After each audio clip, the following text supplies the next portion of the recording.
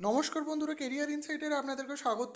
আগের বছরের মতো এবছরও আইবিপিএস ক্লার্কের নোটিফিকেশন পাবলিশড হয়ে গেছে। আগের বছর আইবিপিএস ক্লার্ক নিয়ে একটা আমরা বড় সড়ো ভিডিও বানিয়েছিলাম, প্রায় 14 থেকে 15 মিনিটের ভিডিও। আপনারা অনেকে যারা দেখেছেন তারা জানেন, তাতে আমি সমস্ত কিছু ইনফরমেশন বলে দিয়েছিলাম যে আইবিপিএস ক্লার্কের কোয়ালিফিকেশান কী, কতগুলি ব্যাংক এর মধ্যে পার্টিসিপেট করছে, এছাড়াও সমস্ত কিছু ডিটেলস, যে মানে কিভাবে এক্সাম হবে, এক্সাম প্যাটার্ন কেমন হবে, এক্সাম কবে নাগাদ হবে, মেন্স কেমন হবে, সমস্ত কিছু। তো যাই হোক, এই ভিডিওতে আমরা আজকে সমস্ত কিছু ডিটেলসে ডিসকাস করব। তো দেখতেই পাচ্ছেন আইবিপিএস এর একটা অফিসিয়াল পিডিএফ যেটা পাবলিশড হয়েছে।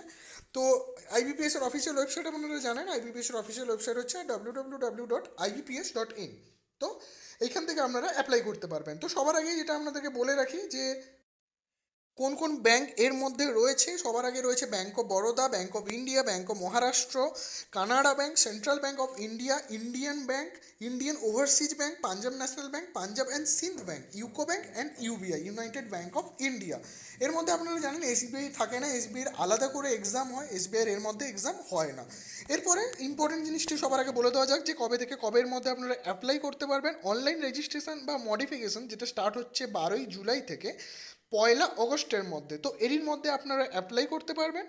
আর এর মধ্যে পেমেন্ট, যেটা পেমেন্ট আপনারা এই তারিখের মধ্যেই পেমেন্ট করে ফেলতে পারবেন আইবিপিএস এর অফিসিয়াল ওয়েবসাইটে। তো যাই হোক, এরপরে প্রি এক্সাম ট্রেনিং অগস্ট নাগাদ রয়েছে। তারপরে কন্ডাক্ট প্রি এক্সাম ট্রেনিং যেটা, সেটা 16 তারিখ নেওয়া হবে। এরপরে যেটা মেন জিনিস আসছে সেটা হচ্ছে প্রিলিমিনারির অ্যাডমিট কার্ড। প্রিলিমিনারির অ্যাডমিট কার্ড আপনারা অগস্ট মাসে ডাউনলোড করতে পারবেন। ইম্পর্টেন্ট, সব থেকে যেটা মোস্ট ইম্পর্টেন্ট সেটা হচ্ছে অনলাইন প্রিলিমিনারি এক্সাম ডেট, যেটা হচ্ছে 28 তারিখ, 29 তারিখ এবং 4 তারিখ। 28 অগস্ট, 29 অগস্ট এবং 4ই সেপ্টেম্বর। তো যাই হোক, এরপরে আসছি আমরা কল লেটার, অনলাইনের মেন্স যেটা তারপরে হবে। মেন্সের পরীক্ষাটা পুজোর সময় অর্থাৎ অক্টোবরের এন্ডে হতে পারে। তারপরে যেটা অনলাইন এক্সামিনেশন, যেটা অ্যাডমিট কার্ড, সেটা হয়ে যাওয়ার পরে অনলাইন এক্সামিনেশনের ডেটটা হচ্ছে 31 অক্টোবর 2021 এবং তারপরে প্রভিশনাল অ্যালটমেন্ট থাকবে এপ্রিল 2022। তো যদি পসিবল হয়, যদি ততদিনের মধ্যে করোনাটা আমাদের আয়ত্তের মধ্যে চলে আসে, তাহলে পেট এক্সাম নেওয়া হবে।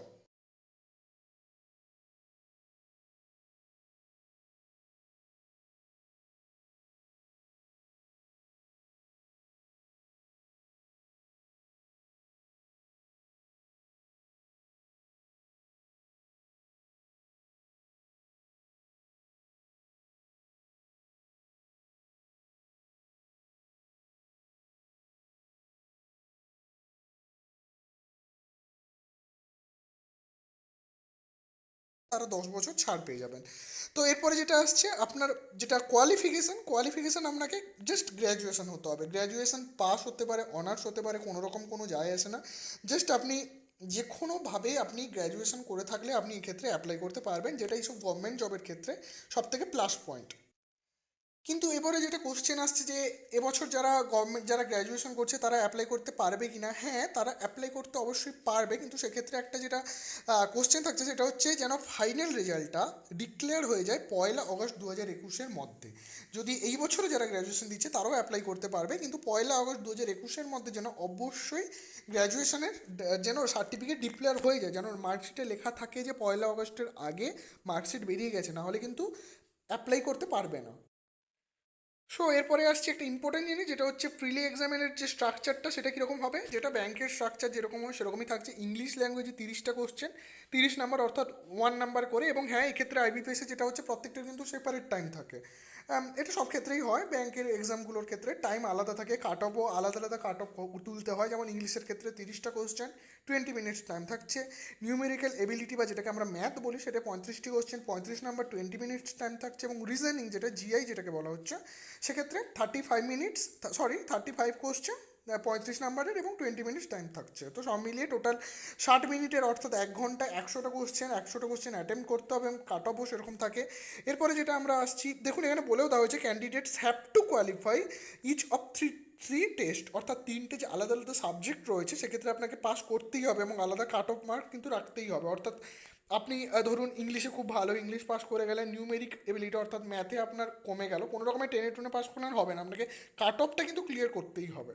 এরপরে যেটা আমরা আসছি মেন্স এক্সাম। তো মেন্স এক্সাম কিন্তু 50 নম্বরের কোশ্চেন থাকছে জেনারেল ফাইন্যান্সিয়াল অ্যাওয়ারনেস অর্থাৎ ব্যাঙ্কিং অ্যাওয়ারনেস কোশ্চেন যেগুলোকে বলা হচ্ছে। 50টা কোশ্চেন 1 নাম্বার করে, 50 নাম্বার 35 মিনিটসে।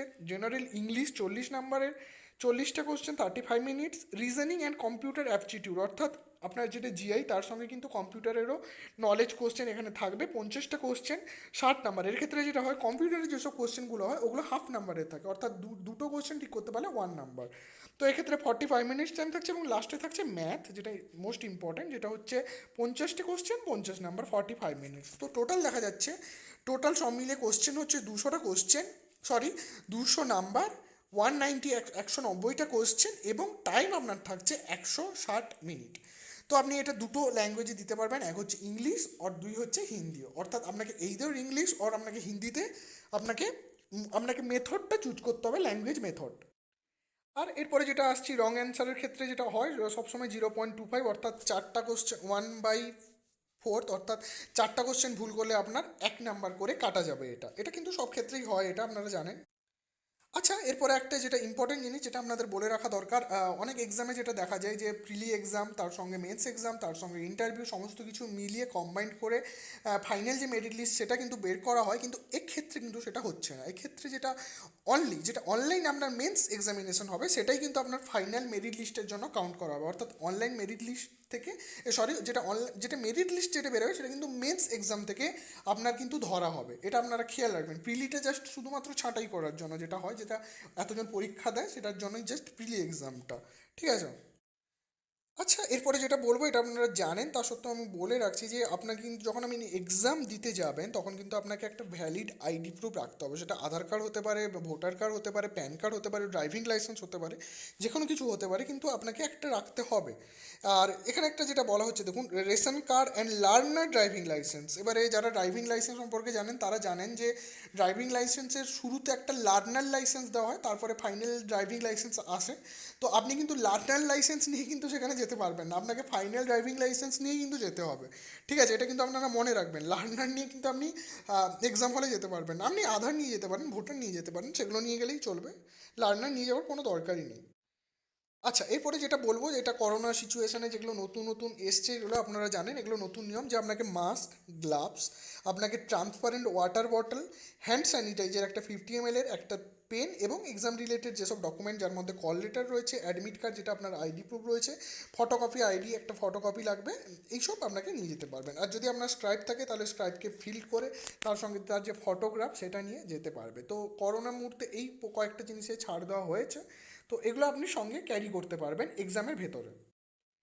আচ্ছা, মেন জিনিস আমি প্রায় তাও বলে দিয়েছি, তাও যেটা বলার সেটা হচ্ছে 12ই জুলাই থেকে 1লা অগস্টের মধ্যে আপনারা অ্যাপ্লাই করতে পারবেন। অ্যাপ্লাই আপনারা জানেন কীভাবে করতে হয়। আপনার পাসপোর্ট সাইজ ফটোগ্রাফ লাগবে, সিগনেচার লাগবে, লেফট থাম ইমপ্রেশন লাগবে ব্যাংকের যে কোনো এক্সামের ক্ষেত্রে। এর আগে যখন আমি কয়েকদিন আগে যখন এসবিআই এর জুনিয়র অ্যাসোসিয়েটের যখন এক্সামটা বলেছিলাম তাতে আমি এই কথাটাও বলে দিয়েছিলাম যে লেফট থাম ইমপ্রেশন লাগবে, এবং সেই সঙ্গে যে I hereby declare that I am, মানে আপনাকে একটা ডিক্লারেশন ফর্ম যেটা আপনাকে নিজে পেনে কাগজে সাইন করে সেটার ফটো তুলে কিন্তু ডকুমেন্ট স্ক্যান করে আপলোড করতে হবে। সেটা সেটা কিন্তু এটা এসবিআইয়ের ক্ষেত্রে সেটা কিন্তু থাকে সেটা।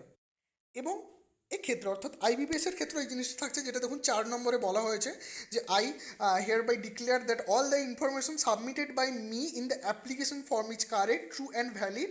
I will present the supporting documents as and when require. অর্থাৎ এইটা আপনাকে কাগজে আপনি একটা পেনে অর্থাৎ একটা সিম্পল পেপারে লিখবেন, দিয়ে সাইন করবেন, দিয়ে এটাকে কিন্তু স্ক্যান করে আপনাকে আপলোড করতে হবে। যেভাবে আপনি আপনার ফটো বা সিগনেচার যেগুলো আপলোড করবেন এটাও আপনাকে সিমিলারলি আপলোড করতে হবে।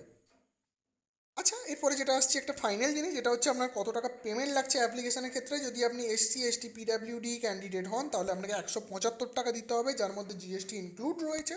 আর আপনি যদি জেনারেল, OBC বা বাকি যে সবগুলো হয় সেগুলোর ক্ষেত্রে আপনাকে 850 টাকা দিতে হবে। এই হচ্ছে মেন ব্যাপার। তো আমি মেন প্রায় সমস্ত জিনিসের মধ্যে বলে দিয়েছি। এটা 48-এর বড় পেজ রয়েছে যার মধ্যে সমস্ত কিছু দেওয়া রয়েছে, আরও এক্সট্রা ডিটেলস আপনারা দেখে নিতে পারবেন। তো ভিডিওটি যদি ভালো লেগে থাকে অবশ্যই লাইক অ্যান্ড সাবস্ক্রাইব করে নিতে পারেন। এখানে দেখুন ব্যাংকের এখানে বলা হয়েছে, এখানে আমি এটা পুরোটা বলছি না কেন, কারণ পুরো ভ্যাকেন্সি এখনও পুরোপুরিভাবে এখনও ক্লিয়ার হয়নি, অনেকগুলো এখনও ডিক্লেয়ার করা হয়নি, পরবর্তীকালে হয়তো এর বাড়তেও পারে কমতেও পারে। তো এখানে এটা যেটা দেখতে পাচ্ছেন, এখানে টোটাল ভ্যাকেন্সি ডিটেলসভাবে বলা হয়েছে যে কোথায় কত ভ্যাকেন্সি রয়েছে কোন স্টেটের ক্ষেত্রে। এখানে দেখতে পাচ্ছেন, আমি তো ওয়েস্ট বেঙ্গলেরটা একবার দেখিয়ে দিচ্ছি। এখানে দেখতে পাচ্ছেন অনেকগুলোই কিন্তু এখনও রিপোর্ট হয়নি, অর্থাৎ ডিক্লেয়ার করা হয়নি। এই জন্যই আমি ভ্যাকেন্সিটা বলতে চাই না এখানে, কারণ এটা কিন্তু প্রায় প্রত্যেক বছরই আরও 100-200 আরও পরবর্তীকালে যখন ডিক্লেয়ার হয় তখন আবার বাড়ে, অনেক আবার বাড়ে। তো যাই হোক, তাও আমি কিছু কিছু বলে দিচ্ছি যেগুলো বড় রয়েছে। যেমন ধরুন এখানে ব্যাঙ্ক অফ ইন্ডিয়ার ক্ষেত্রে জেনারেলে 14টা সিট রয়েছে, সব মিলিয়ে টোটাল ব্যাঙ্ক অফ ইন্ডিয়ায় 30টা সিট রয়েছে। সব থেকে বেশি রয়েছে কিন্তু সিবিআই অর্থাৎ central bank of India obviously. তো এখানে 162টা টোটাল সিট রয়েছে, যার মধ্যে ওবিসিতে 41, ইডাব্লিউএসে 14 এবং জেনারেলে রয়েছে 58টি সিট এবং এসসিতে রয়েছে 48টা সিট। তারপরে যেটা ইউকো ব্যাংকে রয়েছে 80টা এবং ইউনাইটেড ব্যাংক অর্থাৎ ইউবিআইতে রয়েছে 71টি সিট। তো এগুলো বাকিগুলো কিন্তু এখনও রিপোর্ট হয়নি, বাকি যে পিএনবি থেকে শুরু করে বা ব্যাঙ্ক অফ মহারাষ্ট্র, এসব ব্যাংক এখনও ডিক্লেয়ার করেনি। তো সেই জন্য এগুলো পরবর্তীকালে কিন্তু বাড়তে পারে। তো এই ছিল মেন ভিডিও। ভালো লেগে থাকলে অবশ্যই লাইক অ্যান্ড সাবস্ক্রাইব করবেন আমাদের চ্যানেল কেরিয়ার ইনসাইডার। এছাড়াও আমরা কিন্তু আপনার টেলিগ্রাম চ্যানেলটিতে আপনারা কিন্তু অবশ্যই জয়েন হয়ে নিতে পারেন। এখানে এই পিডিএফের যে লিঙ্কটি কিন্তু আমাদের টেলিগ্রাম চ্যানেলে দেওয়া আছে। এছাড়াও বিভিন্ন ধরনের প্রিভিয়াস ইয়ার কোশ্চেন, বিভিন্ন বুক, ফ্রি কোশ্চেন, পিডিএফ সমস্ত কিছু আমরা কিন্তু টেলিগ্রাম চ্যানেলে একদম ফ্রি অফ কস্ট আপলোড করে থাকি। আপনারা কিন্তু সেখানে জয়েন হয়ে নিতে পারেন। তো আজকের মতো এখানেই, থ্যাংক ইউ সো মাচ।